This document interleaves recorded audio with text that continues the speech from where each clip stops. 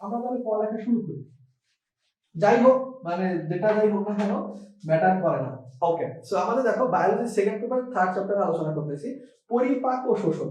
Biology second paper third চ্যাপ্টারে আলোচনা করতেছি পরিপাক এবং শোষণ। সো পরিপাক এবং শোষণে কি হচ্ছে? পুনরায়, দেখো পরিপাক শব্দটা কোথায় আসতেছে, কোথা থেকে আসতেছে? পুনরায় পাক করা। পুনরায় পাক করা। পাক মানে কি? রান্না করা। তোমরা যে কিছুদিন আগে একটা লোক যে খুব ফেমাস হয়ে গেছিল পাক বয় এরকম ধরনের কথাবার্তা, ওটা মোটেই না। সেই পাক মানে হচ্ছে তোমার রান্না করা।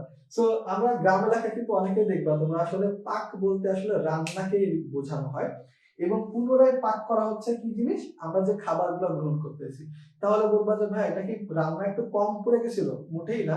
আমরা আসলে আমাদের শরীরে যেভাবে আমরা খাদ্যগুলো গ্রহণ করি সেগুলো আমাদের শরীর ডিরেক্টলি গ্রহণ করতে পারে না। শরীর ডিরেক্টলি গ্রহণ করতে পারে না বলতে আমি সেলের কথা বলতেছি বা কোষের কথা বলতেছি। আমাদের শরীর ঠিকই আমরা অনেক বড় বড় খাবারও আসলে মুখ দিয়ে নিতে পারতেছি, শরীর নিতে পারতেছে, বাট অ্যাকচুয়ালি শরীর কি দ্বারা গঠিত? সেল বা কোষের দ্বারা গঠিত। সেই কোষগুলা কিন্তু আমাদের এই খাদ্য উপাদানগুলোকে নিতে পারে না। কাদেরকে নিতে পারে, কাদেরকে নিতে পারে না, এটা নিয়ে তো আলোচনা করব।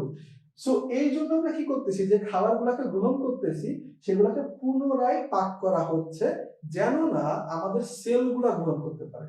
সো দেখো, আমরা নরমালি যে খাবার দাবার রান্না করি কিসের জন্য রান্না করি? সেটার জন্য আমাদের এই মুখটা নিতে পারে বা আমাদের স্বাদ যে টেস্ট বাড গুলো আছে সেগুলো যেন গ্রহণ করতে পারে। প্রথম উদ্দেশ্য থাকে এটা। আবার যখন পুনরায় পাক করি, প্রথমে রান্না করতেছিলাম সেটা উদ্দেশ্য ছিল আমাদের জিহ্বা যেন নিতে পারে বা খাইতে পারে বা গন্ধটা ভালো লাগে এই জন্য। এরপরে যে পাকটা করা হয় এটা হচ্ছে আমাদের কোষের উদ্দেশ্যে করা হয়, আমাদের কোষ যেন গ্রহণ করতে পারে, এটাই হচ্ছে আমাদের মেন উদ্দেশ্য থাকে। এবং দেখো শোষণের যে বিষয়টা আসতেছে, শোষণটা কি? তো শোষণটার কারণেই কিন্তু, শোষণের কারণে কিন্তু পাক করতেছি। শোষণ মানে ওই যে বললাম সেলের গ্রহণ করা, সেলের গ্রহণ করা। সেল যখন গ্রহণ করতেছে, সেল যখন গ্রহণ করতেছে সেটাকে আমরা কি বলতেছি? তোমার আসলে শোষণ করাটা। সো দেখো আমাদের সেল গ্রহণ করার জন্য কি প্রয়োজন? পরিপাক প্রয়োজন। সেলের গ্রহণ করার জন্য, সেল যেহেতু গ্রহণ না করতে পারে, যদি আমরা সেল নরমালি যে খাদ্যগুলো গ্রহণ করি সেই অবস্থায় সেল গ্রহণ করতে পারে না। তো এই জন্য আমরা কি করি? খাদ্যের বডিতে পুনরায় পাক হয় বা পরিপাক হয়, তো তারপরে আমাদের সেল গ্রহণ করতে পারে, যেটাকে আমরা শোষণ করতেছি। এটা তোমরা সবাই মোটামুটি জানো, বাট তারপর আমি একটু অধ্যায় সম্পর্কে একটা ভালো আইডিয়া দেওয়ার চেষ্টা করতেছিলাম যে এইখানে আমরা কি নিয়ে আলোচনা করতেছি। বাট তার আগে একটা জিনিস, আমরা কিন্তু শোষণের ক্ষেত্রে নরমালি, আচ্ছা ঠিক আছে আমরা এটা এখানে অধ্যায় আলোচনা না, পরে আমরা আলোচনা করব। আচ্ছা তোমরা একটু মাঝে মধ্যে বলো বন্ধুদেরকে মেনশন করে দিও, সো দ্যাট হচ্ছে তারা যেন হারায় না যায়। ওকে, এবার দেখো আমাদের এখানে প্রথম কথাটা যেটা আসতেছে পরিপাকের ক্ষেত্রে কি আসতেছে? পরিপাক জিনিসটা কি? পরিপাক ওই যে বললাম যে আমাদের দেহের গ্রহণ উপযোগী করতে হবে। সো আমরা কাদেরকে গ্রহণ উপযোগী করতেছি? জটিল খাদ্য বস্তুকে। জটিল যে খাদ্য বস্তু আছে, জটিল খাদ্য বস্তুকে আমরা কি করতেছি? পুনরায় পাক করতেছি। কি রূপ নিচ্ছি? সেটা হচ্ছে তোমার দ্রবণীয়, সরল এবং তরল রূপে নিচ্ছি। সো দেখো আমাদের সরল এবং তরল, বা তোমার এটাকে আবার এটাও বলতে পারো গ্রহণ উপযোগী। গ্রহণ গ্রহণ উপযোগী। সো খেয়াল করে দেখো, সো গ্রহণ উপযোগী, আমাদের সেল যদি গ্রহণ করতে পারে সেরকম উপযোগী। দেখো জটিল খাদ্যবস্তুকে সরল তরল অর্থাৎ গ্রহণ উপযোগী খাদ্য করায় বা খাদ্য উপাদানে পরিণত করাটাকে আমরা কি বলতেছি? পরিপাক বলতেছি। এটাই হচ্ছে আমাদের ডেফিনেশন। এর বাইরে আসলে তোমাদের না জানলেও চলতেছে। কিন্তু এখানে আরেকটা কথা আছে দেখবা, সেটা হচ্ছে হরমোনের প্রভাবে, হরমোনের প্রভাবে এবং হচ্ছে আরেকটা কি আছে? এনজাইমের সহায়তায়। সো এই দুটো জিনিস কি জিনিস? এখন দেখো এই প্রভাবে আর সহায়তায় এই কথা দুটা খেয়াল রাখতে হবে। একটা হচ্ছে প্রভাবে আর একটা হচ্ছে সহায়তায়। জিনিসটা হচ্ছে কি, তোমরা মনে করো একজন ব্যক্তির দ্বারা প্রভাবিত হচ্ছ আর একজনের দ্বারা হেল্প পাচ্ছ। সো জিনিসটা দুটা জিনিস ডিফারেন্ট আসে। কিন্তু তুমি মনে করো ইলন মাস্ক ওয়ার্ল্ডের সব থেকে ধনী ব্যক্তি হয়ে গেছে, তো তার যে রুটিন আছে, তার যে ডেডিকেশন আছে কাজের প্রতি, তার দ্বারা তুমি প্রভাবিত হইলে বা অনুপ্রাণিত হইলে। সো হরমোন জিনিসটা অনেকটা এরকম ভাবে। ইলন মাস্ক তোমাকে কোনো টাকাও দিচ্ছে না, তোমাকে কোনো ডিরেক্টলি কোনো মোটিভেশন দিচ্ছে না, তোমার সাথে কোনো কথাও বলতেছে না, তারপরে তুমি প্রভাবিত হচ্ছ। অর্থাৎ ইলন মাস্কের লাইফে কোনো ধরনের পরিবর্তন আসতেছে না তোমার জন্য। সো আমরা এখানে ইলন মাস্ক হচ্ছে অনেকটা হরমোন। সো হরমোন কি করে, তার একটা দূরে থেকে সেখানে বলে এরকম কাজ করলে ভালো হবে বা এরকম ধরনের তোমার আসলে প্রভাবিত করে। আর সহায়তা জিনিসটা কি? এনজাইম আসলে নিজে কাজ করতেছে। সো মনে করো তোমার বাবা তোমার উপর প্রতিদিন হচ্ছে তোমার খোঁজ খবর নিচ্ছে, তোমার আসলে খেয়াল রাখতেছে, বা আমরা যেরকম চেষ্টা করতেছি স্টুডেন্ট মেডিকেল অ্যাডমিশন, যে তোমাদের আসলে কিভাবে হেল্প করা যেতে পারে, মানে পড়ায় কিভাবে হেল্প করা যেতে পারে, আমরা নিজেরা কাজ করছি তোমাদের উপরে। সো এটা হচ্ছে এনজাইমের সহায়তা। সো এনজাইম জিনিসটা এরকম, আর হরমোন হচ্ছে প্রভাবে, আর এনজাইম হচ্ছে সহায়তায়। ভেরি ইম্পর্টেন্টলি মনে রাখবা, এনজাইম এবং হরমোন এই দুইটাই হচ্ছে আমিষ। এটা আমাদের একটু পরে কাজে লাগবে। সো দেখো, এনজাইম ও হরমোন দুইটাই কি হচ্ছে আমিষ জাতীয় উপাদান, এবং ভেরি ইম্পর্টেন্ট, সকল আমিষ জাতীয় উপাদানে কিন্তু এনজাইম বা হরমোন না, বাট সকল এনজাইম বা হরমোন হচ্ছে কি আমিষ জাতীয় উপাদান, এটা মনে রাখতে হবে। এবং এনজাইম আর হরমোন কোনো জীবিত বস্তু না, এটা কোনো জীবিত মানে জীবিত বা জীব না, কোনো ধরনের জীব না, কিন্তু খেয়াল রাখবা। আমি শুরুতে যখন ক্লাস 9-10 পড়তাম বা 11-12 এর শুরুতে এনজাইম কোনো জীবিত জিনিস ভাবতাম। সো এনজাইম বলতে কোনো জীব বা অণুজীব কিছুই না, এটা জাস্ট হচ্ছে একটা প্রোটিন জাতীয় পদার্থ, এর কিছু বিশেষ গুণ আছে। তো সেই জিনিসগুলো নিয়ে আমাদের এখানে মেন আলোচনা। আচ্ছা, সো এবার দেখো আমাদের আসলে কি আসতেছে, যে আমাদের খাদ্য উপাদানগুলো যে পরিপাক বা শোষণ যা কিছুই হোক না কেন, সো এই ক্ষেত্রে আসলে আমরা কোন খাদ্য উপাদানগুলো পরিপাক বা শোষণের প্রয়োজন, এটা একটা ইম্পর্টেন্ট কোশ্চেন। সো মানুষকে কি বলা হয়, তোমরা সবাই দেখবা বইতে বলা আছে সর্বভুক। এটা তো খুবই কমন একটা কথা, আমরা সবাই জানি মানুষ হচ্ছে সর্বভুক প্রাণী। ওকে, সো অনেকে আসলে প্রেজেন্ট দিতে আসো, অনেকে যারা প্রেজেন্ট দিতে আসো তাদের আসার দরকার নেই, যারা প্রেজেন্ট দিতে আসো তারা আসার দরকার নেই, জাস্ট প্রেজেন্ট দিয়ে চলে যেতে চাও, এটা দরকার নেই আসলে। সো এখন দেখো যেটা আসছে কি, মানুষ হচ্ছে কি সর্বভুক প্রাণী, মানুষ হচ্ছে কি একটা সর্বভুক প্রাণী, এটা কি হচ্ছে সব ধরনের খাবার খায়। তো দেখো সব ধরনের খাবার খায় হচ্ছে মানুষ। এবং একটা জিনিস খেয়াল করো, তোমার এখানে যেটা আসতেছে কি, আমাদের যে খাদ্য উপাদানগুলো, মানুষ হচ্ছে সর্বভুক প্রাণী, এবং এরা কি করতেছে, তোমার আসলে এই যে খাদ্য উপাদানগুলো গ্রহণ করতেছে সেটাকে আমরা মেনলি 6টা ক্যাটাগরিতে ফেলি। তো এই খাদ্য উপাদানগুলো কি কি, তোমার হচ্ছে আমিষ, আচ্ছা আমরা শর্করা থেকে আসি, তোমার হচ্ছে শর্করা, আমিষ, তারপর হচ্ছে তোমার স্নেহ, তারপর হচ্ছে খনিজ লবণ, তারপর আসতেছে পানি, এবং কি আরেকটা আছে ভিটামিন। সো ভিটামিনটা নিচে লিখে রাখি। আচ্ছা, সো এখানে দেখো আসতেছে কি, আমাদের এইখানে যে 6টা খাদ্য উপাদান, খেয়াল করো এখানে 6টা খাদ্য উপাদান আছে, এই খাদ্য উপাদানগুলো নিয়ে আমাদের মেন আলোচনা। আমরা যত খাবারই গ্রহণ করি না কেন, এর বাইরে কোনো জিনিস আসলে খাদ্যের মধ্যে থাকে না কখনো। এখন দেখো, আমরা একটা কনসেপ্ট শুনে আসি ক্লাস 9-10 থেকে, সুষম খাদ্য। সুষম জিনিসটা কি, সুষম বলতে হচ্ছে সুষম বন্টন। কার বন্টন, এই যে উপাদানগুলো আছে এদের যদি কোনো একটা খাদ্য উপাদানের সুষমভাবে বন্টিত মানে বন্টন হয়ে থাকে, তাহলে সেটাকে আমরা কি বলতেছি, সুষম খাদ্য বলতেছি। খেয়াল রাখবা, এই যে 6টা উপাদান আছে খাদ্য উপাদান, প্রধান খাদ্য উপাদান, এই 6টা প্রধান খাদ্য উপাদান আসলে যদি সুষমভাবে বন্টন হয়, সেটাকে আমরা বলতেছি তোমার সুষম খাদ্য। এখন সুষমভাবে বন্টন করা মানে কি, যে সবগুলা সমান সমান হবে, মোটেই না। যেটার বেশি প্রয়োজন সেটা বেশি পরিমাণে, যেটার কম প্রয়োজন সেটা কম পরিমাণে, অর্থাৎ অ্যাপ্রোপ্রিয়েট ওয়েতে, যতটুকু প্রয়োজন ততটুকু, এটা হচ্ছে কথা। এখন দেখো এখানে ভেরি ইম্পর্টেন্টলি খেয়াল রাখবা, আমাদের এই 3টা খাদ্য উপাদানে আসলে পরিপাক হয়, পুনরায় পাক হচ্ছে। পুনরায় পাক বলতে আসলে বোঝানোর চেষ্টা করা হচ্ছে যে আমরা পুনরায় পাক কেন করতেছিলাম, সেল, আমাদের বডির যে সেল আছে সেটা গ্রহণ করতে পারে না, সব খাদ্য উপাদানকে বডি গ্রহণ করতে পারতেছে না, বডি সেল। তো তখন আমরা তাদের পুনরায় পরিপাক করি, বা পুনরায় পাক বা পরিপাক করি। এখন এইখানে একটা ঘটনা দেখা গেছে, এই যে 3টা নিচে আছে খনিজ লবণ, পানি এবং ভিটামিন, এদেরকে আসলে আমাদের সেল ডিরেক্টলি গ্রহণ করতে পারে, তাহলে এদেরকে কি আমরা পুনরায় পাক করব না, শুধু শুধু করার তো কোনো প্রয়োজন নেই। তো দেখো এইখানে একটা ভালো ভালো কথা আসলো, এদের যেহেতু পুনরায় পাকের প্রয়োজন নেই, এদের যেহেতু পুনরায় পাকের প্রয়োজন নেই বা পরিপাকের প্রয়োজন নেই, পরিপাকে কারা কাজ করছিল, এনজাইম কিন্তু কাজ করছিল। সো এদের জন্য কি কোনো এনজাইম থাকবে আমাদের, না, এদের জন্য কোনো এনজাইম থাকবে না। পরীক্ষা কিন্তু এমন প্রশ্ন আসতে পারে যে খনিজ লবণের জন্য কোন এনজাইমটা আছে, সো তোমরা কিন্তু কনফিউজ হয়ে যাবে, খনিজ লবণের জন্য আবার কিসের এনজাইম, এত তো শুনি নাই। সো তোমরা ভাবো অন্য কোনো বই থেকে প্রশ্ন আসছে, মোটেই না। সো খেয়াল রাখতে হবে এই 3টার জন্য কোনো এনজাইম নেই, কাদের জন্য আছে, এই 3টার জন্য আছে। কেন, এইগুলো আসলে আমাদের বডি ডিরেক্টলি গ্রহণ করতে পারে না, এইগুলো আসলে পরিপাক প্রয়োজন। ওকে, এবার দেখো আমরা তো এই যে কিভাবে পরিপাক হচ্ছে বা কি হচ্ছে এগুলো তো আলোচনা করবো, তার আগে একটা জায়গায় আমরা একটু আগ্রহ দেখানোর চেষ্টা করব, সেটা হচ্ছে তোমার আসলে এগুলাই যে সুষম খাদ্যের কথা বললাম না, তো সুষম খাদ্যে আসলে এগুলো কিভাবে বন্টন হয় এবং কি কি কাজ করে। তো সবার প্রথমে দেখো আমরা যারা আসলে বাংলাদেশি আছি বা ইন্ডিয়ান বা যারাই বলবে কেন, তারা নর্মালি কি খাবার বেশি খায়, ভাত বা রুটি এগুলাই তো খায়, ভাত গম এই যেগুলো আছে চাল গম। সো সব থেকে বেশি খাচ্ছে শর্করা বা ভাত বা গম এই জাতীয় জিনিস। তো সুষম খাদ্য শর্করা সব থেকে বেশি থাকবে কত, 415 থেকে 600 গ্রাম। আচ্ছা তোমরা জানো আমিষ কত থাকে, 415 থেকে 600 গ্রাম। এটা হচ্ছে তোমার কি শর্করা তোমার সব যে পরিমাণে থাকতেছে। আমিষটা কত, তোমরা যারা যারা বলতেছো হচ্ছে 100 থেকে 150 গ্রাম, সেটা হচ্ছে কারেক্ট। এবার তোমরা জানানোর চেষ্টা করো পানি কত, পানিটা কত সেটা জানাবা লিটার এককে। ওকে, এবার দেখো আসতেছে তারপরে স্নেহ, স্নেহ কত, 50 থেকে 55 গ্রাম। আচ্ছা 50 থেকে 55 গ্রাম এটা হচ্ছে স্নেহ। সো দেখো আমরা জিনিসটা হচ্ছে চাহিদা মাফিক আসতেছি।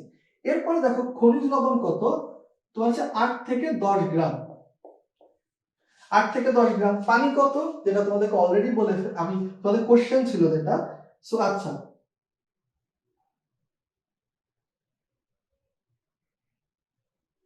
ওকে, সো এখানে দেখো আমার ভিডিও তো ফ্রিজ হয়নি, সো এখানে দেখো আসতেছে কি পানি হচ্ছে 2 থেকে 3 লিটার, বাকি সব দেখো গ্রাম এককে আছে, এটা হচ্ছে লিটার।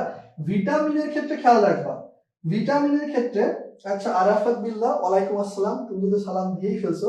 তো ভিটামিনের ক্ষেত্রে হচ্ছে কি 5500 থেকে 5600 মিলিগ্রাম, 5500 থেকে 5600 মিলিগ্রাম, এই কথাটা ভালোভাবে খেয়াল রাখবা। এখানে কিন্তু মিলিগ্রাম এককে আছে, পরীক্ষায় কিন্তু তোমার আসলে গ্রাম যদি দাগায় না ফেলো। সো যদি গ্রামে করতে চাও কত আসবে, 5.5 গ্রাম থেকে 5.6 গ্রাম, এটা খেয়াল রাখতে হবে তোমাদের। যারা যারা আসলে তোমার হচ্ছে সুমাইয়া দেওয়ান, মানে এটা তো ঠিক হলো না, 2 থেকে 3 লিটার হবে, সুমাইয়া দেন 2 থেকে 4 লিটার হলে ভুল হবে, 2 থেকে 3 লিটার হবে। হাসান রাব্বি ঠিক আছে 2 থেকে 3 লিটার, শাহেদুল আল ইসলাম ঠিক আছে 2 থেকে 3 লিটার। সো আমরা এই জিনিসটা খেয়াল রাখবো। এখন দেখো এইটা কিন্তু আমাদের পরীক্ষার জন্য ইম্পর্টেন্ট ইনফরমেশন, বাট এর থেকেও তোমার আসলে কঠিন ইনফরমেশন, এটাও ইম্পর্টেন্ট। আরো ইম্পর্টেন্ট ইনফরমেশন এই একটা ছক আছে তোমাদের যেটা important at the same time কঠিন। সো কঠিনটাকে একটু সহজ করার চেষ্টা করবো আমরা। দেখো আমরা সব থেকে বেশি খাবার গ্রহণ করতে শর্করা, এবং আমাদের সব থেকে বেশি কি প্রয়োজন দেহে, আমাদের সব থেকে বেশি প্রয়োজন আমরা যেন কাজ করতে পারি। আমরা খাবার গ্রহণ করি কেন, আমাদের দেহের চাহিদা পূরণের জন্য। তো চাহিদা পূরণের মেন উদ্দেশ্যটা কি থাকে, আমরা যেন কাজ করতে পারি, এবং হচ্ছে কাজ করার ক্ষেত্রে আমাদের শক্তিরও প্রয়োজন পড়ে। তো শক্তি আমাদের কোন ফর্মে তৈরি হয়, আমাদের দেহের শক্তি কোন ফর্মে তৈরি হয়, সেটা হচ্ছে তাপ শক্তি রূপে তৈরি হয়।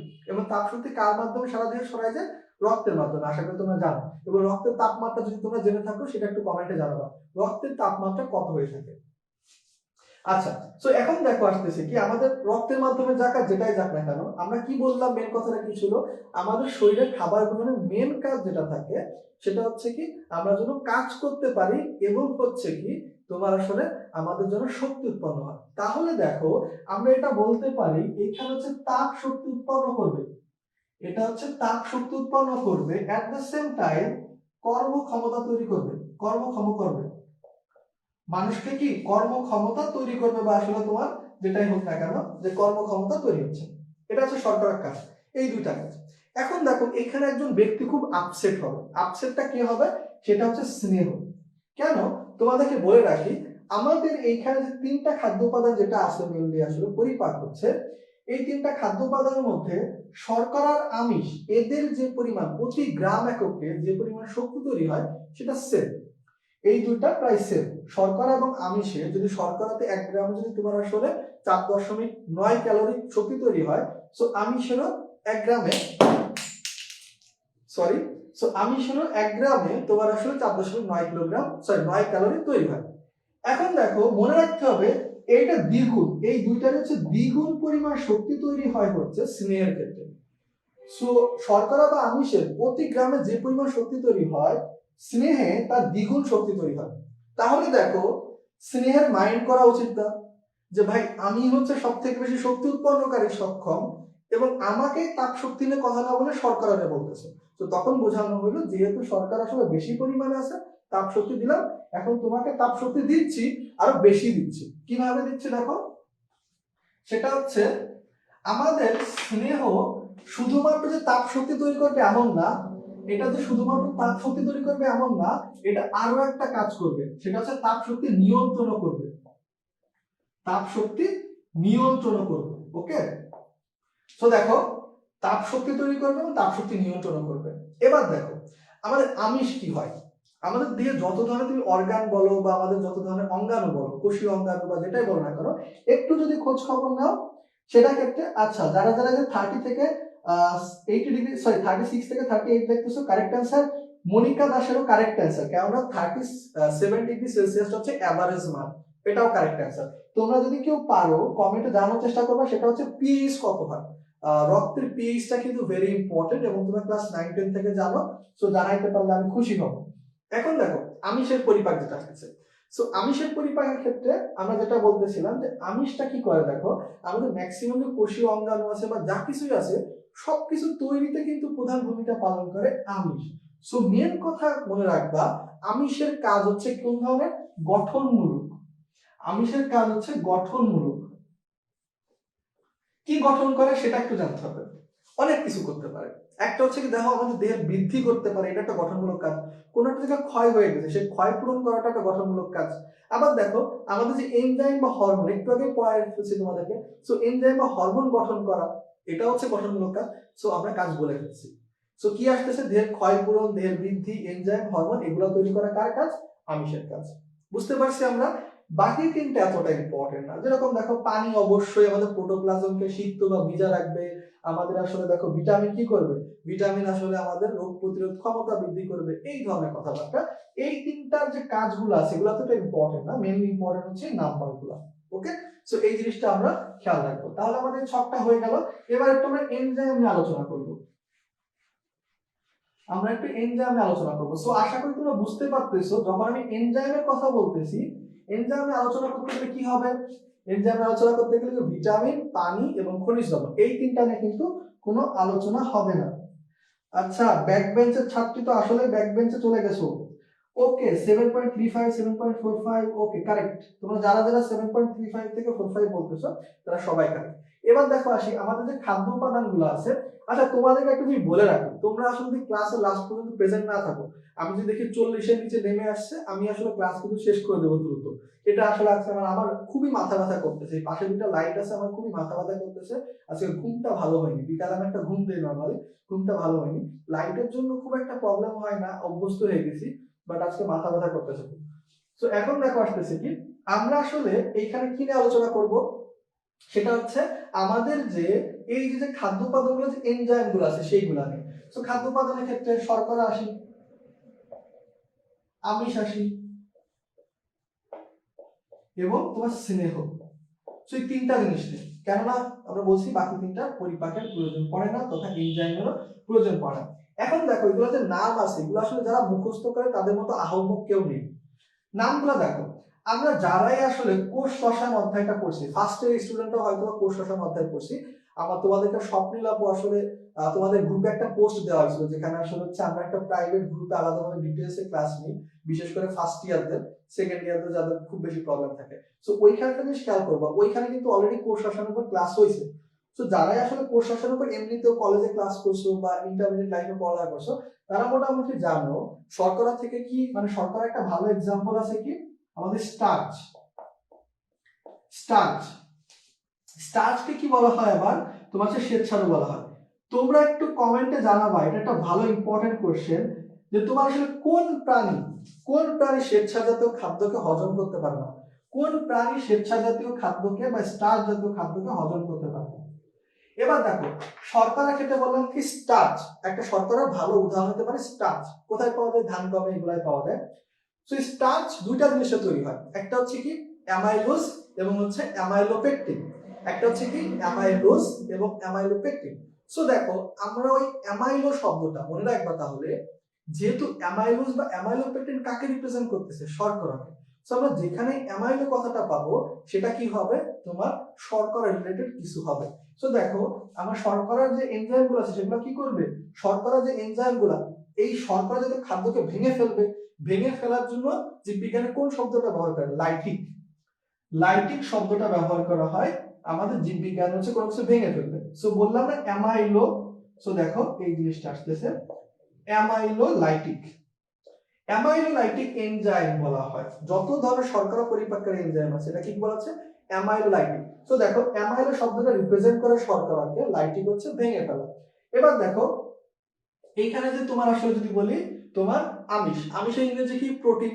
সো প্রোটিওলাইটিক, বুঝতে পারতেছি আমরা, প্রোটিওলাইটিক, প্রোটিওলাইটিক।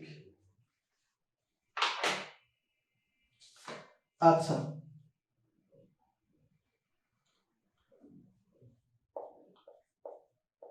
আচ্ছা তোমরা আসলে একটু ভুল বলতেছো।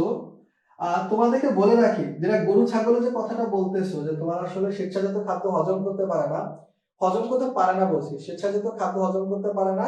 আমাদের জীববিজ্ঞান এই দ্বিতীয় পত্রের দ্বিতীয় অধ্যায়ের একটা প্রাণী, জীববিজ্ঞান দ্বিতীয় পত্রের দ্বিতীয় অধ্যায়ের একটা প্রাণী যেটা আসলে হজম করতে পারে না। Very important MCQ. তো দেখো প্রোটিওলাইটিক, দেখো প্রোটিওলাইটিক, এটাও কি মুখস্থ করবা না, প্রোটিন থেকে প্রোটিওলাইটিক আসতেছে। স্নেহর আরেকটা নাম কি, লিপিড না, স্নেহর আরেকটা নাম হচ্ছে লিপিড।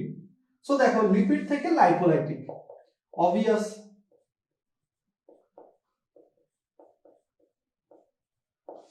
এখন দেখো আমাদের এদের যে এক্সাম্পল গুলো আছে, সকল যে তোমার শর্করা পরিপাককারী এনজাইম আছে তাদেরকে একত্রে বলা হচ্ছে অ্যামাইলোলাইটিক, বাট এনজাইমগুলোর নামটা তো মনে রাখতে হবে। সেটার ক্ষেত্রে দেখো আমরা কিভাবে আসবে, তার আগে একটা জিনিস তোমাদেরকে একটু প্রশ্ন জিজ্ঞাসা করে নেই, যে আমি এখানে দুইটা নাম লিখবো, সেটা হচ্ছে একটা হচ্ছে মল্টেজ আর একটা লিখবো হচ্ছে মল্টোজ। সো তোমরা আমাকে বলবা এর মধ্যে তোমার হচ্ছে কি এনজাইম কোনটা, তোমরা আমাকে বলবা এর মধ্যে এনজাইম কোনটা, মল্টোজ নাকি হচ্ছে মল্টেজ, কোনটা এনজাইম, এটা আমাকে বলবা। আচ্ছা হ্যাঁ, হাইড্রা, যারা যারা হাইড্রা লিখতেছো কারেক্ট। হাইড্রা আসলে হচ্ছে জটিল তোমার আসলে খাদ্য উপাদান, মানে তোমার আসলে জটিল যে শর্করা আছে অর্থাৎ শ্বেতসার, এটাকে হজম করতে পারে না। আশা করি তোমরা বুঝতে পারছো। আচ্ছা আমরা ক্লাস তাহলে মনে আছে শেষ করে দিতে হবে দ্রুত, তোমাদের অলরেডি স্টুডেন্ট কমে গেছে। আচ্ছা মল্টেজ, হ্যাঁ মিনি ঠিক বলছো, মল্টেজ আসলে তোমার হচ্ছে মল্টেজ কি করে তোমার, সরি হ্যাঁ।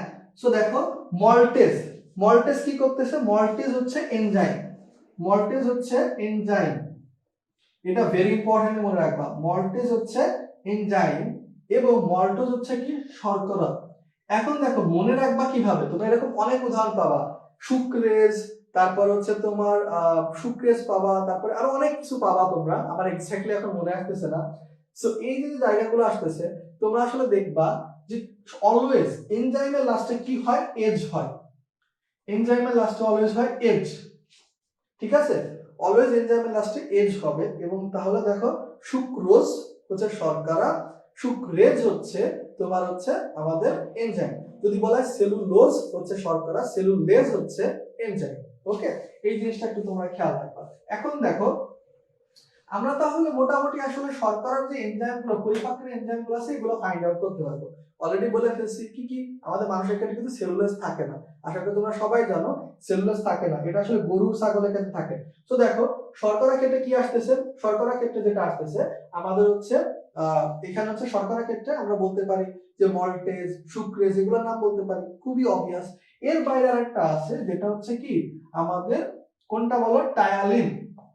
টায়ালিনটা হচ্ছে নামের সাথে রিলেটেবল নাম। সো টায়ালিনটা কিভাবে মনে রাখতে পারি, সেটা হচ্ছে আমাদের মুখে যাওয়ার পরে সর্বপ্রথম যে এনজাইম, আমরা খাবার গ্রহণের পরে সর্বপ্রথম যে এনজাইমটা কাজ করা শুরু করে সেটা হচ্ছে টায়ালিন। এবং সর্বপ্রথম আমাদের একটা অঙ্গ কাজ করা শুরু করে, সেটা হচ্ছে কি টাং। টাং মানে আমাদের জিহ্বা না, সো এটার সাথে মনে রাখার চেষ্টা করবা, টাং মানে তোমরা যদি বাংলায় লেখো ইংলিশটাকে, সো টাং থেকে টায়ালিন ভালোভাবে মনে রাখবা। সো আমাদের মুখে খাবার নেওয়ার পরে সর্বপ্রথম কাজ করা শুরু করে কি জিহ্বা, এবং আরেকটা এনজাইমও এক শুরুতে কাজ করা শুরু করে, সেটা হচ্ছে টায়ালিন। তো টায়ালিন কি করে এই জিনিসটা আমরা একটু আলোচনা করব, তার আগে জিনিসটা ভালোভাবে খেয়াল রাখবা। টায়ালিন, এটাই হচ্ছে নামটা মুখস্থ করতে হবে, বাকি সবগুলো নাম কিন্তু রিলেটেবল। সুক্রোজ থেকে মানে সুক্রেজ হচ্ছে সুক্রোজ থেকে, মল্টেজ হচ্ছে মল্টোজ থেকে, এগুলা আরামসে তোমরা আশা করি মনে রাখতে পারবা। ওকে, সো যারা এখন আসলে প্রেজেন্ট আসতেছো, কেন আসতেছো আমি বুঝতেছি না। আচ্ছা, সো এখন দেখো যেটা আসতেছে কি, আমাদের এটা তো মনে রাখবো। এবার দেখো আসে প্রোটিওলাইটিক। সো প্রোটিওলাইটিক যে এনজাইমটা আছে, সো প্রোটিওলাইটিক এনজাইমের ক্ষেত্রে কি আসতেছে, খুবই সিম্পল ভাবে তোমরা খেয়াল করবা। প্রোটিওলাইটিকের ক্ষেত্রে তোমার আসলে দেখবা অ্যামিনো কথাটা মেনলি থাকবে। প্রোটিন কি দ্বারা তৈরি? অ্যামিনো অ্যাসিড দ্বারা তৈরি, অ্যামিনো অ্যাসিড। এবং অ্যামিনো অ্যাসিডের মধ্যে কি বন্ধন থাকে? আমরা সবাই জানি পেপটাইড বন্ধন। সো এই দুইটাই হচ্ছে আমাদের মেন কিওয়ার্ড। যেখানে অ্যামিনো কথা পাবা, তারপর হচ্ছে পেপটাইড কথা পাবা, সেটাই হচ্ছে কি আমাদের কি হবে, আমিষ পরিপাককারী এনজাইম হবে। এর বাইরেও আরেকটা আছে যেটা তোমরা মুখস্থ করতে পারো, সেটা হচ্ছে জিলাটিনেজ। এটা কিন্তু তোমার ঢাকা ইউনিভার্সিটিতে একবার এসে গেছে, যে জিলাটিনেজ হচ্ছে তোমার আসলে কোন ধরনের খাদ্য পরিপাককারী এনজাইম, সেটা হচ্ছে প্রোটিন পরিপাককারী হবে। এটা মুখস্থ রাখবা, বাকিগুলো সবই তুমি নাম দেখে বুঝতে পারবা। পেপটাইড কথাটা থাকলে বা অ্যামিনো কথাটা থাকলে কি করবা, তোমরা অলওয়েজ হচ্ছে চোখ বন্ধ করে আমিষ দাগায় দিবা। এরপর দেখো আসছে কি স্নেহের ক্ষেত্রে স্নেহ আরেকটা নাম কি বলছিলাম, লিপিড। সো এখানে তুমি কোথাও দেখো যে তোমার আসলে কি আছে, আমাদের স্নেহের ক্ষেত্রে কি বলা হয় বলো, আমাদের স্নেহের ক্ষেত্রে কি বলা হয়? আচ্ছা,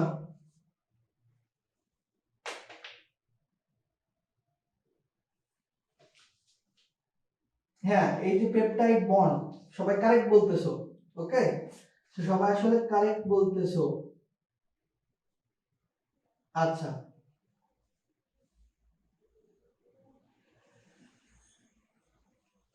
আচ্ছা, সো যারা এখন আসলে প্রেজেন্ট হচ্ছে আমি বুঝতে পারতেছি না।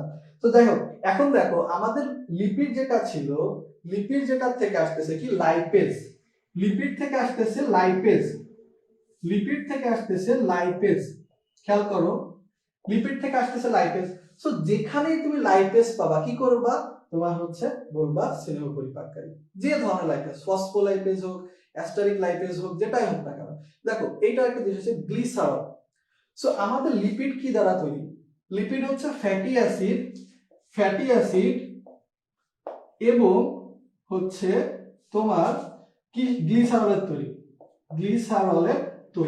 সো দেখো লিপিড হচ্ছে ফ্যাটি অ্যাসিড এবং হচ্ছে গ্লিসারলের তৈরি। সো এই দুটার কি বলা হয়, অ্যাস্টার বলা হয়। আশা করি তোমরা এটা অনেকেই জানো। অ্যাস্টার জিনিসটা হচ্ছে তোমাদের জৈব যৌগ অধ্যায়ের কনসেপ্ট, তোমাদের কি বলে সাবজেক্ট ভাবে পড়াবে এটা। সো ফ্যাটি অ্যাসিড এবং গ্লিসারল অ্যাস্টারকে বলা হয় লিপিড।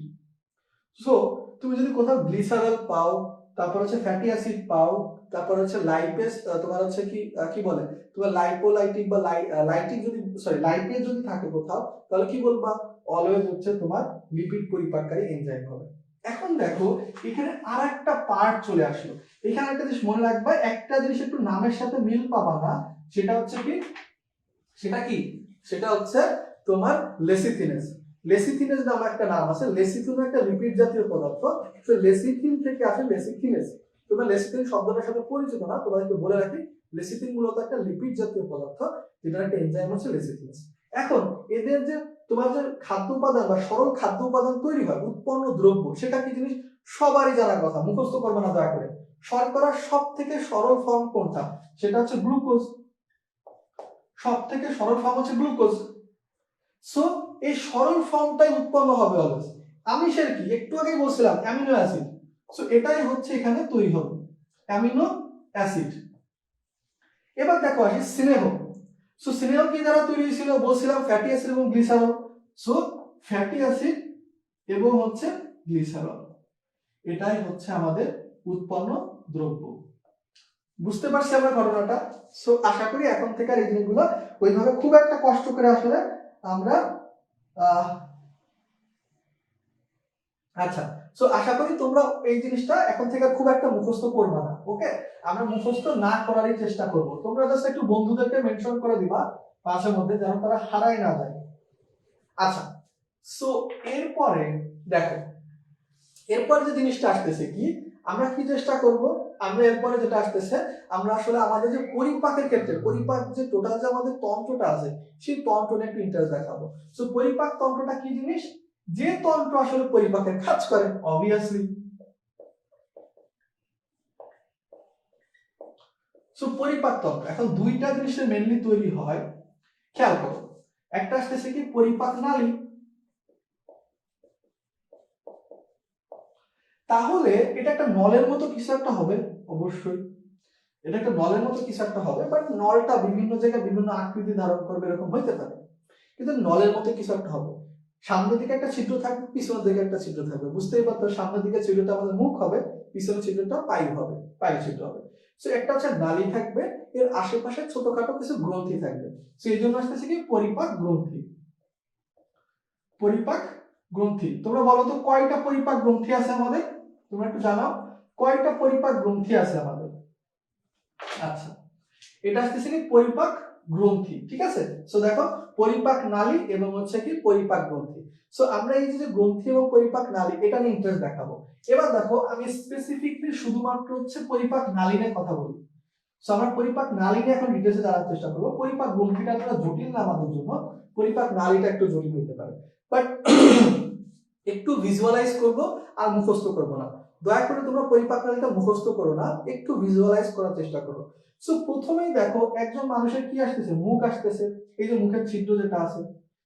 এখন মুখের পরে দেখো এই যে আমাদের মুখের ভিতরে যেখানে খাবারটা জমা হয় না, যেটাকে আমরা কি বলি মুখগহ্বর। তাহলে দেখো প্রথমে আসতেছে মুখ ছিদ্র, এরপর আসতেছে কি মুখগহ্বর, মুখগহ্বর। সো আসতেছে কি মুখ ছিদ্র, তারপর আসতেছে মুখগহ্বর। এরপর দেখো কি আসতেছে একটা নালীর থ্রুতে, একটা নালীর থ্রুতে মুখ ছিদ্র, তারপর আসতেছে মুখগহ্বর, এবং তারপরে যেটা আসতেছে সেটা হচ্ছে কি আমাদের এখানে দেখো মুখ ছিদ্র মুখগহ্বর, তারপরে কোথায় আসে দেখো এই মুখগহ্বরের পর কোথাতে আসে, গলবিলতে আসে। কোনো সন্দেহ আছে নেই। সো আমরা এখানে গলবিল বলতে পারি। এখন এই যে একটা টুইস্ট আসবে, সেটা হচ্ছে কি আমাদের গলবিলের পরে দুইটা নালী তৈরি হয়। আমি আসলে তোমাদের জাস্ট ডায়াগ্রামটা বোঝানোর চেষ্টা করতেছি। সো গলবিলের পরে আমাদের এই যে জায়গাটা আছে সেখান থেকে আসলে দুইটা নালী তৈরি হয়ে যায়। একটা নালী কি হচ্ছে এই যে মূলত এই জায়গাটায়, এই জায়গাটায় আসলে একটা নালী মানে দুইটা নালী তৈরি হয়ে যায়। গলবিল বলতে এই জায়গাটাকে মিলিয়ে বোঝানো হয়। তো দেখো এই জায়গায় যে নালী দুইটা তৈরি হয়, সামনে কোনটা থাকে সেটা বলতে পারবা? দুইটা নালী আমি বলে দিই, একটা হচ্ছে শ্বাসনালী, একটা হচ্ছে অন্ননালী। সো কোনটা সামনে হবে সেটা একটু তোমরা বলো তো, কোনটা সামনে হবে? আচ্ছা পাঁচটা, ঠিক আছে, পাঁচটা কারেক্ট, পাঁচটা কারেক্ট। যারা যারা পাঁচটা বলতেছো, নাজনীন সুলতানা, তারপর হচ্ছে মনিকা দাস, হাসান রাব্বি, শর্ণাক্তার আশা, জয়শ্রী রিয়া, শাহিদুল ইসলাম, তারপর হচ্ছে হিমি হেনা, তারপর হচ্ছে তোমার সুমাইয়া দেওয়ান, আয়শা মারিয়া। আচ্ছা হ্যাঁ, এই যে মিমি যেটা বলছে সেটা কারেক্ট, সামনে থাকে হচ্ছে শ্বাসনালী। কিভাবে মনে রাখা যায়? খুবই একটা ভালো বিষয় হইতে পারে। মানুষ যখন, তুমি যখন মানুষের গলা তুমি আসলে চাপ দিয়ে ধরো তখন মানুষ মারা যায়। এখন দেখো আমরা কোন জিনিসটা প্রতিনিয়ত গ্রহণ করি? শ্বাস গ্রহণ করি। সো এইখানে একটা জিনিস খেয়াল করতে হবে, প্রতিনিয়ত শ্বাস গ্রহণ করি। সো আমাকে যদি গলাটা চেপে ধরা হয় আমরা মারা যাই সবাই। খাদ্য কি আমরা প্রতিনিয়ত গ্রহণ করতেছি? না। তাহলে আমার গলা চেপে ধরলে আমার প্রশ্বাস গ্রহণ করাটা বন্ধ হয়ে যাচ্ছে এবং আসলে খাদ্য গ্রহণে কোনো বাধা হচ্ছে না। সো আমাদের সামনে যদি আসলে তোমার খাদ্য নালী থাকতো তাহলে কি হতো, আমার গলাটা চাপ দিয়ে ধরলে আমাদের খাদ্য গ্রহণ করাটা বন্ধ হইতো, বাট নিঃশ্বাস মানে প্রশ্বাসটা বন্ধ হইতো না। প্রশ্বাসটা কিন্তু কখনোই বন্ধ হইতো না। তাহলে খেয়াল রাখবা সামনে হচ্ছে শ্বাসনালী, তারপর অন্ননালী। কিন্তু আমরা এখন কি নিয়ে কথা বলতেছি? পরিপাকের কথা। তাহলে কি আমাদের শ্বাসনালীর সাথে কোনো সম্পর্ক থাকবে? না। আমাদের সম্পর্ক কার সাথে হবে? এই যে তোমার অন্ননালীর সাথে। এরপরে কি আসছে দেখো, অন্ননালী। দেখো আমরা কিন্তু খুবই রিলেটেবল ভাবে মনে রাখার চেষ্টা করি। মুখছিদ্র, মুখগহ্বর, গলবিল এবং তারপর আসছে অন্ননালী, অন্ননালী। ওকে। সো আচ্ছা, শ্বাসনালী, শ্বাসনালী যারাই শ্বাসনালী বলতেছো, মিরান ইসলাম, তারপর হচ্ছে তোমার যারাই বলতেছো সব, আমিন আক্তার, সবই ঠিক আছে। শ্বাসনালী সামনে বললে এটাই কারেক্ট। তো দেখো অন্ননালী যেটা গেল, অন্ননালীটা আমাদের কি আসতেছে, তোমার সামনে শ্বাসনালী ছিল, তারপরে পিছনে হচ্ছে অন্ননালী ছিল, অন্ননালী গেল, অন্ননালী পরে কি আসবে, অবভিয়াসলি আমাদের মেইন জিনিস চলে আসতেছে, সেটা হচ্ছে কি এই যে পাকস্থলী যেটা আসে, সরি আমি এটা ভুল লিখে ফেললাম। সো এখানে দেখো আসতেছে কি তোমার হচ্ছে, সো আমি যদি এখানে একটু এরকম দেওয়ার চেষ্টা করি, সো এখানে দেখো আমাদের পাকস্থলী তৈরি হচ্ছে। এখন দেখো পাকস্থলীর খণ্ডগুলো নিয়ে আমরা আলোচনা করব, পাকস্থলীর যে খণ্ডগুলো আছে মুখস্থ করবো না দয়া করে। সো দেখো আসতেছি পাকস্থলী, এরপরে দেখো আমরা ভিতরে নিচে না যাই, কিন্তু খেয়াল রাখতে হবে এরপরে অনেকটা বলতে পারো আমাদের যে পরিপাক নালী আছে তার সব থেকে বড় অংশটা তৈরি হচ্ছে, কি বলতো, সেটা হচ্ছে ক্ষুদ্রান্ত। মনে রাখবা আমাদের পরিপাক নালীর সব থেকে বড় অংশ হচ্ছে ক্ষুদ্রান্ত। আমাদের টোটাল যে পরিপাক নালী এটা কত হয়, তোমার হচ্ছে 8 থেকে 10 মিটার লম্বা হয়, 8 থেকে 10 মিটার লম্বা হয়। আর শুধুমাত্র ক্ষুদ্রান্ত কত হয় তোমরা বলতে পারবা, এটা হচ্ছে 6 থেকে 7 মিটার। এগুলো মাপও আমি বলবো, সমস্যা নাই। তো দেখো আমাদের শুধুমাত্র ক্ষুদ্রান্ত হচ্ছে 6 থেকে 7 মিটার, আর টোটাল পরিপাক নালী হচ্ছে 8 থেকে 10 মিটার। সো ক্ষুদ্রান্ত হচ্ছে সব থেকে বড়, এবং ক্ষুদ্রান্তের মধ্যে কোনটা সব থেকে বড় বলতে পারবা, তোমরা এটা একটু কমেন্টে জানাও যে তোমার আসলে আমাদের ক্ষুদ্রান্তের মধ্যে থেকে হচ্ছে সব থেকে বড় অংশ কোনটা। তিনটা অংশে ভাগ করা যায়, ডিওডেনাম, জেজুনাম এবং ইলিয়াম। এরপর দেখো সে ক্ষুদ্রান্ত পরে বৃহদান্ত, বৃহদান্ত কত মিটার লম্বা হয়, 1.5 মিটার লম্বা হয়, এবং বৃহদান্ত তিনটা অংশ থাকে, সিকম, সিকাম, কোলন এবং মলাশয়। এবার দেখো তোমার হচ্ছে কি আমাদের কোলন যেটা আছে, কোলনটা একটু ইন্টারেস্ট দেখায়, কোলনটাকে আবার 4টা ভাগে ভাগ করা যায়, ঊর্ধ্বগামী, অনুপ্রস্থ, নিম্নগামী এবং হচ্ছে সিগময়েড। সো এই জিনিসটা খেয়াল করো, আমাদের হচ্ছে তোমার মনে করো এরকম ভাবে ঊর্ধ্বগামী হয়,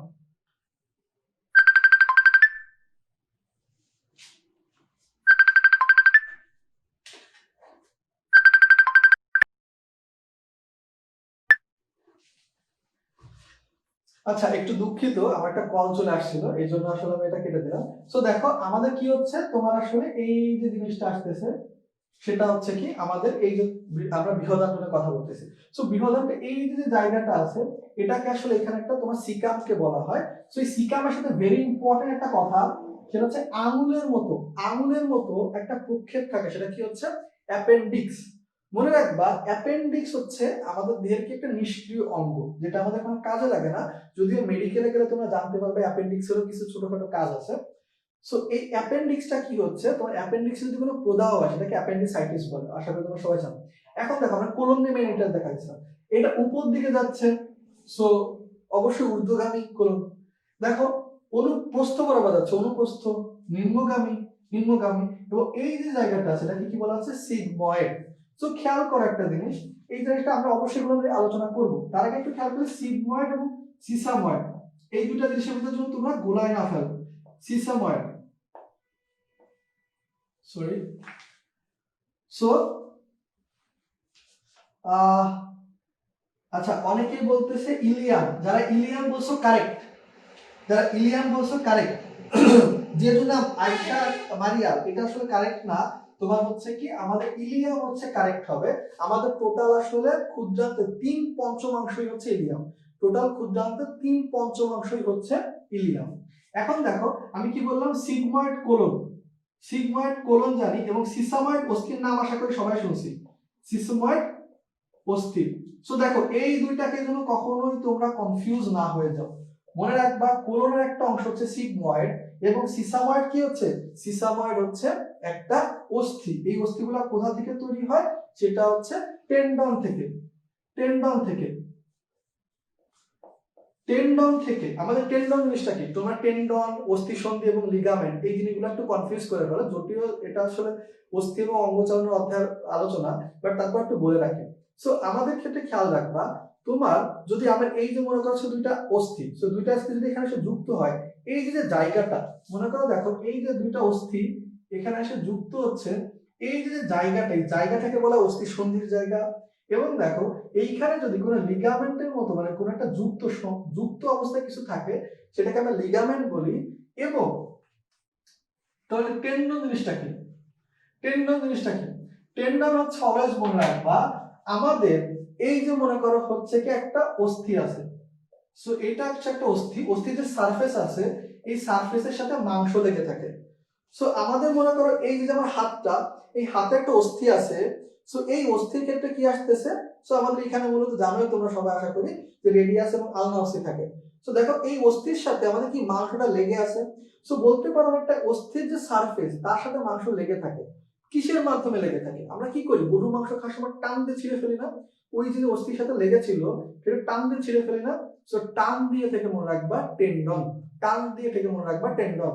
সো আমরা যে জিনিসটা টান দিয়ে ছিঁড়ে ফেলতেছি ওটাই আসলে হচ্ছে টেন্ডন। সো অস্থির যে সারফেস আর আমাদের পেশি বা মাংসের যে সারফেস, এই দুটাকে একত্রিত করে রাখে কি টেন্ডন। সো সেই টেন্ডন থেকে একদম অস্থি তৈরি হয়, সেটা হচ্ছে সিসাময়েড অস্থি বলা হয়। এর একটা এক্সাম্পল হতে পারে যেটা তোমরা সবাই চিনো, প্যাটেলা, আমরা পায়ের বাটি বলি অনেকে। এর বাইরেও একটা এক্সাম্পল আছে, সেটা হচ্ছে একটা বিশেষ ধরনের কার্পাল অস্থি আছে, সেটা হচ্ছে তোমার পিসিফর্ম। আমরা টোটাল 8টা কার্পাল অস্থি আছে, সামনে জানবো এগুলো খুব ডিটেলসে, খুবই সহজভাবে অধ্যায়টা পড়ার চেষ্টা করবো। 206টা অস্থির নাম আমাদের মুখস্থ করাই দেবো। সো এখানে জিনিসটা আসতেছে কি, আমাদের একটা কার্পাল অস্থি আছে যেটা পিসিফর্ম বলা হয়, পিসিফর্ম এবং প্যাটেলা। দেখো প্যাটেলা পিসিফর্ম এই দুটাই হচ্ছে সিসাময়েড অস্থি, এটা একটু মনে রাখতে পারো। যাই হোক, আমরা এখন মেন আলোচনায় আবার ফেরত যাই, মেন আলোচনায় আবারও ফেরত যাই। ওকে, রৌদ্রনীল আজকে দেরি কেন? আজকে দেরি কেন? তোমরা যারা যারা লেট করতেছো, মানে কি বলবো। আচ্ছা, সো এখন দেখো যেটা আসতেছে কি, আমাদের এখানে গেল, তারপর হচ্ছে কি আমার জানি মলাশয় থাকে, তোমার বৃহদান্ত্রের পরে মলাশয়, তারপর হচ্ছে পাইপ ছিদ্র, সবাই আমরা জানি। এখন দেখো আমাদের মনে রাখবা কি সিকাম, তোমার হচ্ছে কি আমাদের যে সিকামের সাথে অ্যাপেন্ডিক্স যুক্ত থাকে, বৃহদান্ত্র হচ্ছে 1.5 মিটার লম্বা হয়, ক্ষুদ্রান্ত হচ্ছে 6 থেকে 7 মিটার লম্বা হয়। এবং এখন কথা হচ্ছে এই মানগুলো কত কত, এবং পাকস্থলীর যে অংশগুলো আছে সেগুলো নিয়ে আলোচনা করবো। সো দেখো মুখ বা উপরে তো কোনো দৈর্ঘ্য নাই। সো গলবিলের ক্ষেত্রে মনে রাখবা এটা হচ্ছে কত, তোমার আসলে 12.5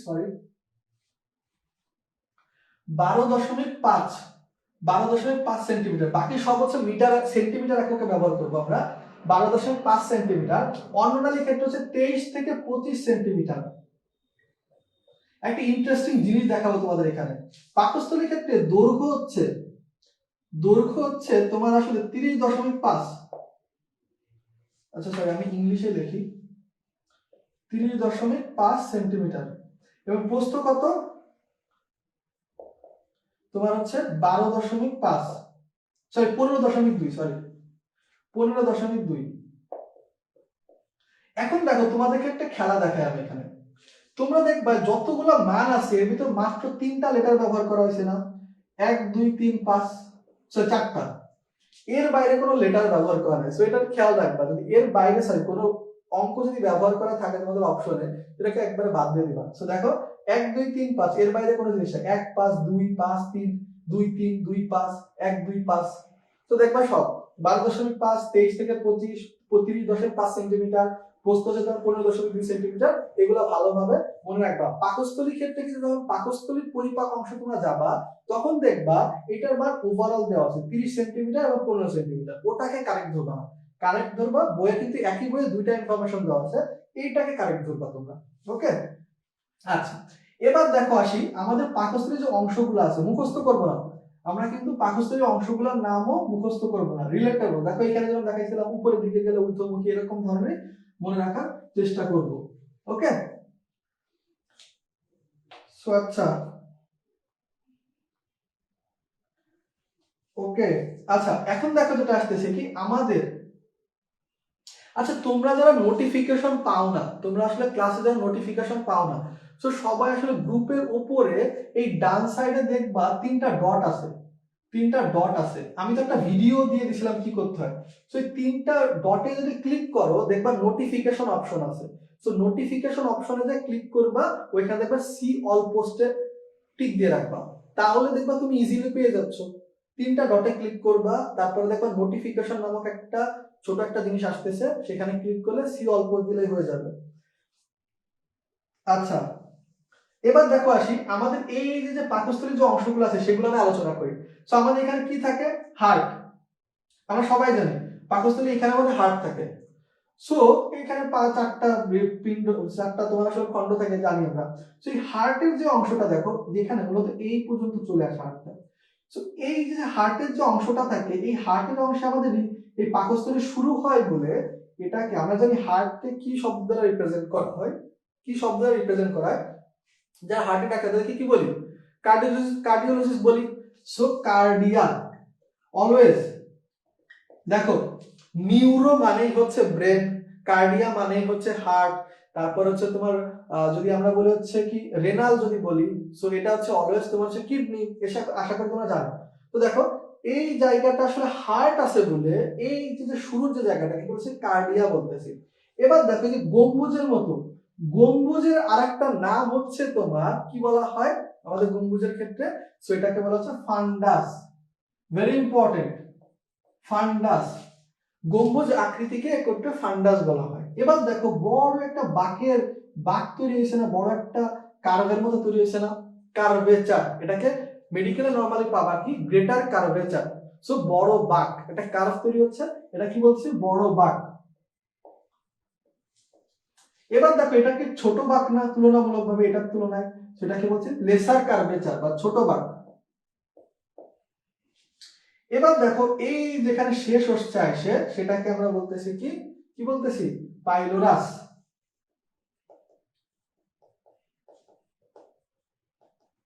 এখন দেখো সো কার্ডিয়া, ফান্ডাস, বড় বাঁক, ছোট বাঁক এবং কি আসতেছে পাইলোরাস। সো খুবই সিম্পলি এটা মনে রাখবা, কার্ডিয়া, ফান্ডাস, বড় বাঁক, ছোট বাঁক এবং পাইলোরাস। এবং দেখো একটা জিনিস হচ্ছে কার্ডিয়া যে অংশটা আছে এইখানে তোমার দেখো তোমার যদি একটা রুম থাকে, সেই রুমে যদি তুমি চাও যে কারা আসবে কারা বের হবে সেটা তুমি নিয়ন্ত্রণ করতে চাও, তাহলে কি অবশ্যই একটা এন্ট্রি থাকে আর একটা এক্সিট থাকে, এবং এন্ট্রি এবং এক্সিট দুইটা জায়গায় তুমি একটা দরজা দিয়ে দাও। তোমরা শপিং মলে দেখছো, সো এইখানেও একটা দরজা থাকবে, এইখানেও একটা দরজা থাকবে, কি এটাকে আমরা বলছি এক ধরনের পেশি থাকে যেগুলো স্ফিংটার বলা হয়। কি নাম হবে, নামের সাথে মিল রেখে কার্ডিয়াক স্ফিংটার, পাইলোরিক স্ফিংটার। খুবই সিম্পল ভাবে মনে রাখবা। যেরকম ভাবে দেখো আমাদের যদি তোমার বলা হচ্ছে ক্ষুদ্রান্তের পরে আসে ডিওডেনাম, জেজুনাম এবং ইলিয়াম, সবার শেষে ইলিয়াম। সো ইলিয়ামের পরে কোথায় যাবে, বৃহদান্তে যাবে।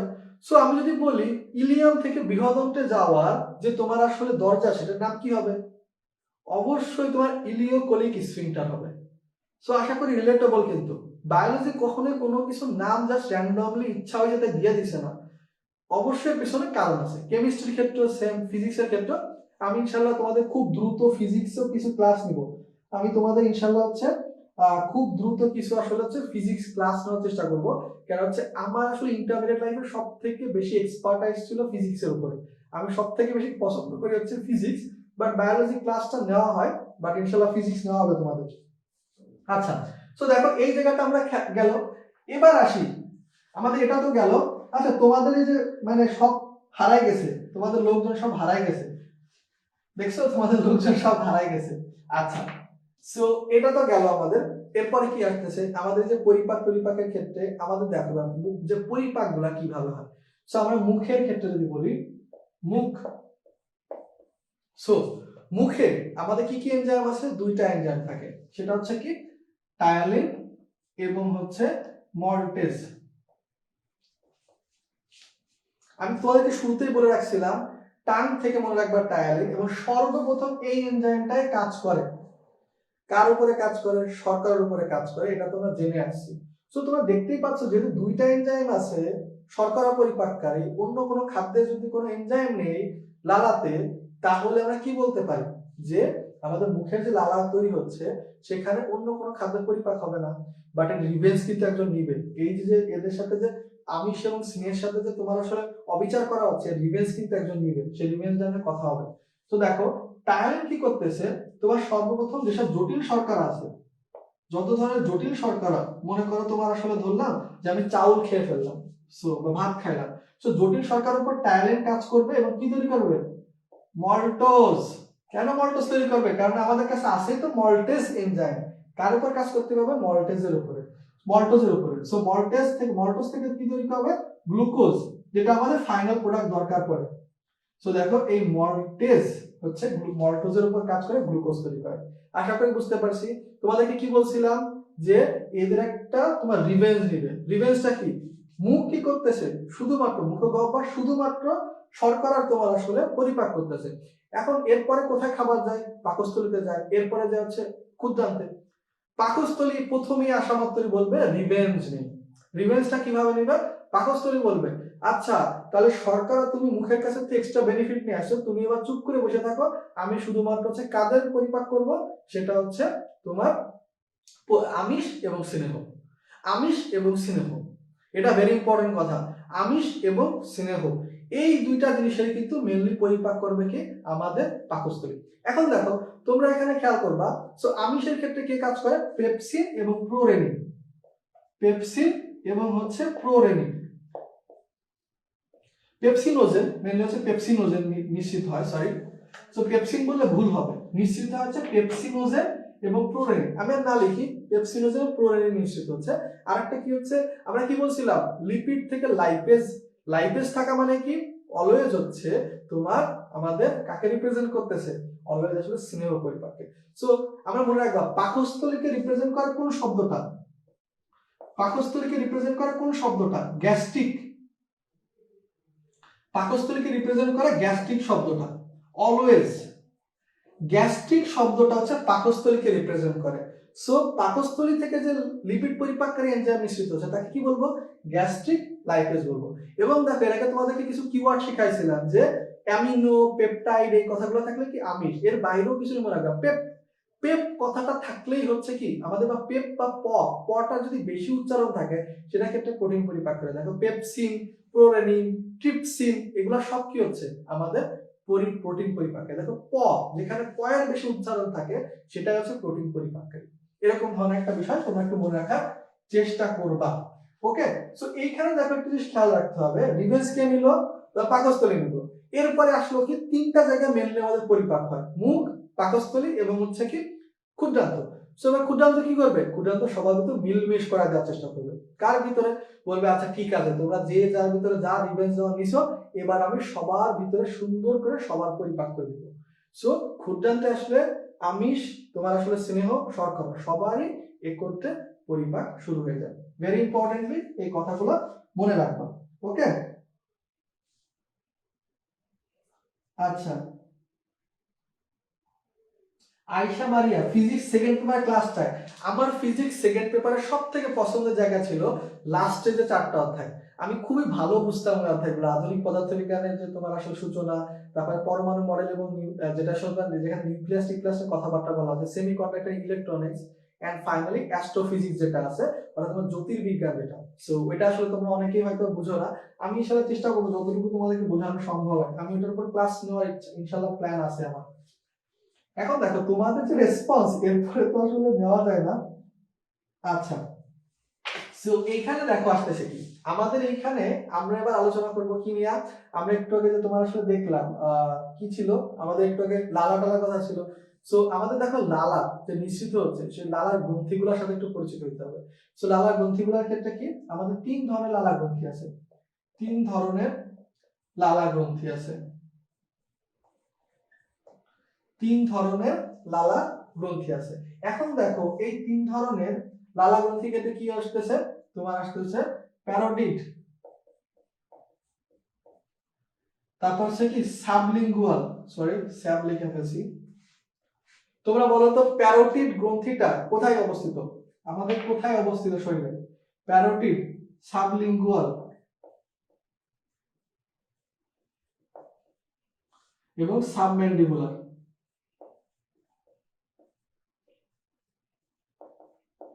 সো খেয়াল করে দেখো প্যারোটিড, সাবলিঙ্গুয়াল, সাবম্যান্ডিবুলার। আমি নিচের থেকে যাই, ম্যান্ডিবল মানে কি, ম্যান্ডিবল মানে আমাদের চোয়ালটা না, সেই চোয়ালের নিচে অবস্থান করে, কাহিনী শেষ। লিঙ্গুয়াল, লিঙ্গুয়াল মানে কি জিহ্বা না, জিহ্বা যেটা আছে সো জিহ্বার পিছন দিকে থাকে, কাজ শেষ। প্যারোটিডটাই হচ্ছে একমাত্র মনে রাখতে হবে, সেটা হচ্ছে কান। তোমরা যারা যারা কান বলতেছো তারা যে কানের নিচে, ঠিক আছে, কানের নিচে, ঠিক আছে, ওকে, এটা ঠিক আছে, কানের 2 পাশে। সো দেখো 3 জোড়া আছে কিন্তু খেয়াল রাখবা, 3 ধরনের লালাগ্রন্থি মেন হচ্ছে 3 জোড়া। সংখ্যা বলতে গেলে কিন্তু পরীক্ষা কিন্তু অনেক সময় দিয়ে দেবে কয়টি লালাগ্রন্থি আছে, তখন কিন্তু 6 হবে অ্যান্সার। তো 3 জোড়া আছে, এটা হচ্ছে কি সব থেকে বড়, সব থেকে বড় কিন্তু যত লালাগ্রন্থি আছে তার মধ্যে সব থেকে বড় কি প্যারোটিড।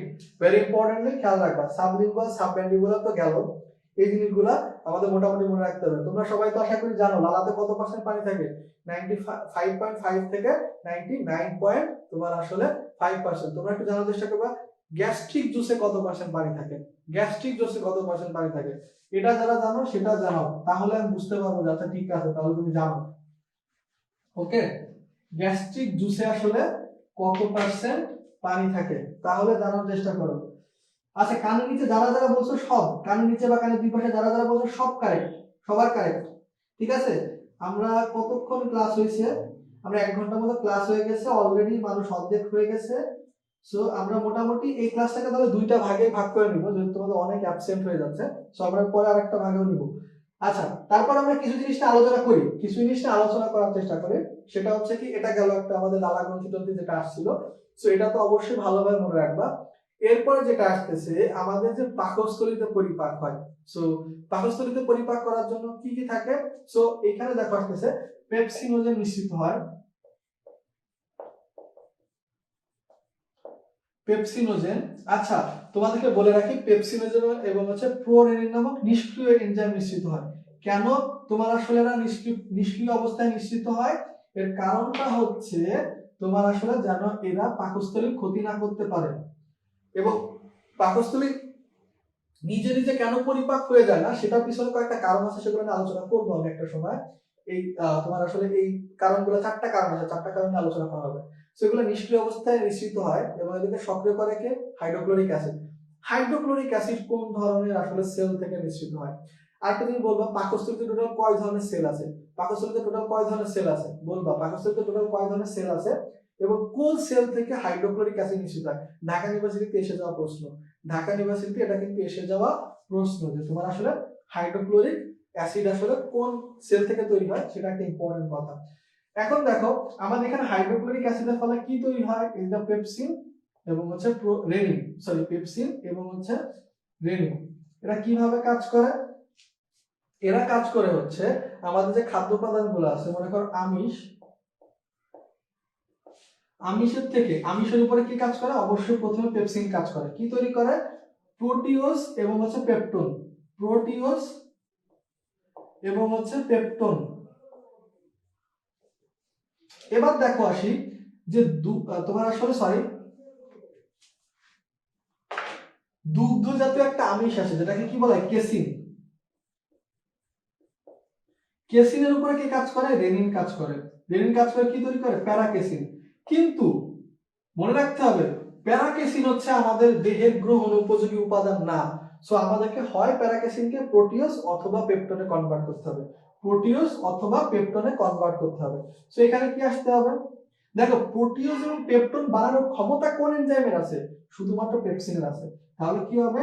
প্যারাকেসিনের ক্ষেত্রে, প্যারাকেসিনের ক্ষেত্রে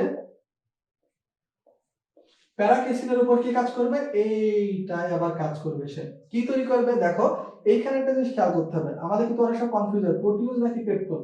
সো মনে রাখতে হবে প্যারাকেসিনের লাস্টে ন, পেপসিনের লাস্টে ন, এবং যেটার লাস্টে ন আছে সেটাই ব্যবহার করব, পেপটোন। ঠিক আছে, এই জিনিসটা ভালোভাবে মনে রাখবা।